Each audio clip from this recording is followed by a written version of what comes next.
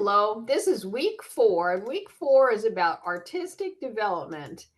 And artistic development is something that is really important because it's part of the child's overall development.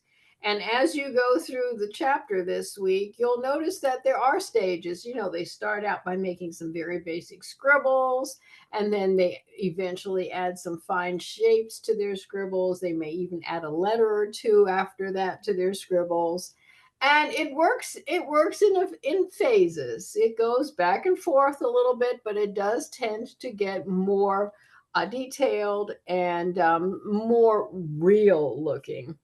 That being said, it's not important for you to put children in a category as to what phase they're in, but it is important for you to know when those particular stages of development occur, so that if they don't progress, that's another thing that you have to look at. Is a child progressing in their artistic development? Say, for instance, you're a first grade teacher and you have a child that's still in the scribbling stage. That's all they do. They scribble. They don't do shapes. They don't do letters. They don't do anything other than scribbles. That's a red flag, because developmentally that child should be further along. So then you would start looking at other things to see if there is some kind of a pattern. Okay. The other thing I want to point out to you is there is a huge difference between art and between crafts. And a lot of what's done in classrooms, it could be construed as crafts. For instance, this time of year, who doesn't have all those lovely handprint turkeys up in their classroom? That's great. They're tons of fun to make. Who wouldn't want to make a pretty handprint turkey? But that's basically a craft, because everybody does exactly the same thing. They plop their hand on a piece of paper, they trace around their fingers, cut it out, decorate it, and that's it. And they all look pretty much the same. And the same thing with this particular set of police cars here. They did a unit probably on community helpers and made their little police cars super cute. But it's a craft. It's not art. Please know that.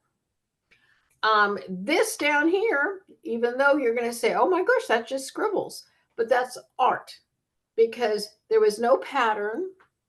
That particular piece has never been made by anybody else in the world before, is totally original. Therefore, it's art. You've got to know the difference. Okay. And the other thing is, and I do want to point this out, as teachers, we're very handy about plopping down a bunch of coloring pages in front of children. If they're, done with their work and here's another coloring page. Coloring pages are great, like coloring books are wonderful, because they are great fine motor development activities. They're not art, okay? They're just so prescribed. There's nothing artistic about it. But children get to do that fine motor exercise while they're coloring in a coloring book. And that's one reason that you see generally little girls with much better handwriting than little boys, because they have spent considerable time doing those coloring pages and doing the coloring books that most young ladies like to do. Boys don't, and that's okay. But it's reflected in their fine motor development by the time they're in first grade.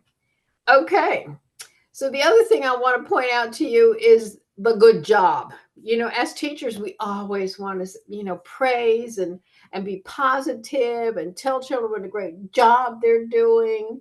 I want you just to read through this. I'm not going to read it to you, but saying good job sometimes limits the amount of good job they want to do, and they really get tired of hearing you going around the room saying good job to everybody, because after a while it just sounds like so much blah, blah, blah, blah, blah.